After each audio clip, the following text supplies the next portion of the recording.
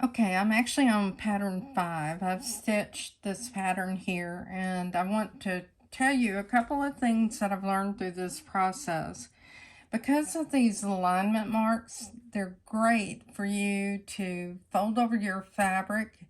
If it was a quilt, you can fold it back, and you can see that you're placing your alignment marks inside the embroiderable area. And because the magnetic hoops have such a good measurement on the side of them, you can see that you've placed your embroidery design from the previous design on the top row, and it's inside this field. So you'll have room to quilt your design.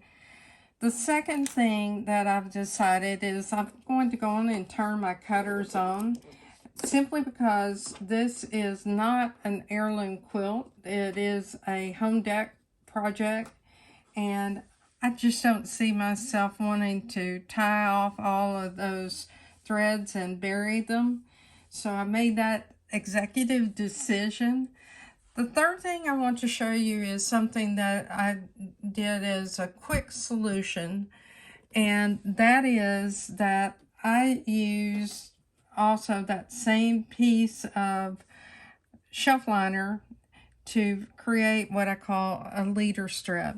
Now, ideally, what you should have are some muslin strips, and you can pin base your fabric to those muslin strips, or you can base it on the machine. I pin base on my long arm, and I have leader strips that I made for my long arm.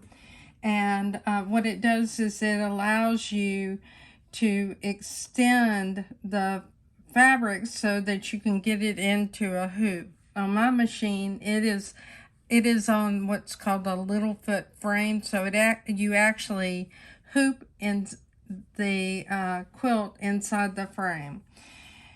And the other thing that I want to mention is when you're using your pins, you want to make sure they're facing one direction and not to get them underneath your magnets. The other tip I'll give you is you don't want to place these magnets against just the metal piece. You want to have some fabric between them. And the reason for that is, for one thing, they're hard to get off. If you're storing your hoop, I keep the bubble wrap that came with it, and I place it between the hoop and put my magnets on the top of the bubble wrap. Okay, now that we have all that out of the way, let's get back here to the screen. So our goal is to rehoop it, have everything inside with these thread marks, and you won't actually stitch up to that point. This is to help you align.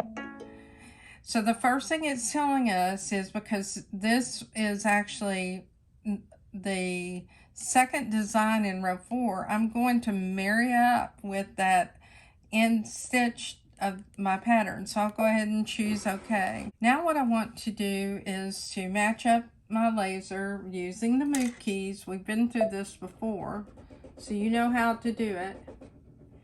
And I want to match up to the previous design. Whoops, I did the wrong thing.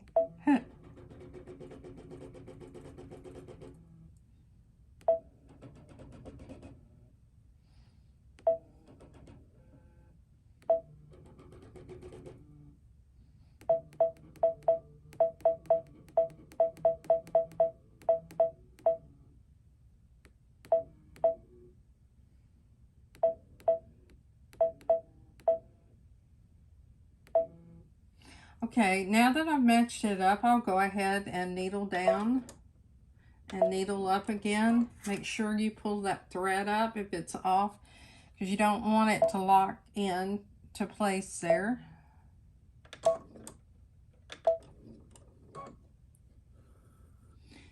All right, I have my design lined up.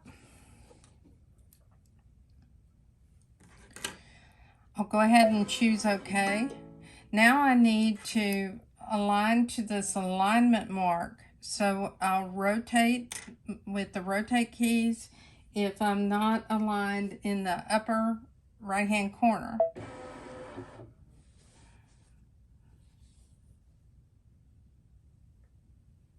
And actually, I'm spot on. And that's why I was telling you to use those alignment marks when you're hooping and use the registration points on your hoop to line up on the side, because it will absolutely help you line up. Now, one of the things that you may not have noticed in the previous screen, it showed that you can stretch your design to the right. If, for instance, this was a true quilt and I needed to get my quilting out into the areas so that it goes actually inside of where the binding's going to go, then I would want to stretch my design. All right, I'm okay, so I can go ahead and stitch the design. If it ever if you ever need to make any adjustments, know that you can actually go here to the plus minus key.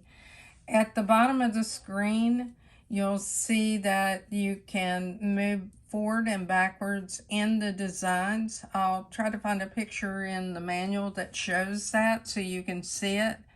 Well, actually, let me go ahead and show you. This is where you can move back and forth in the designs. It's also, if you have a thread break, where you can back up and use your reinforcement key and start stitching. I'm okay with where we are right now, so I'll just choose okay. This is where you can go in and turn your thread cutters on and off. I'm going to go ahead and turn them back on again. So now I'm ready to go ahead and stitch. I'll go ahead and press the green start stop button.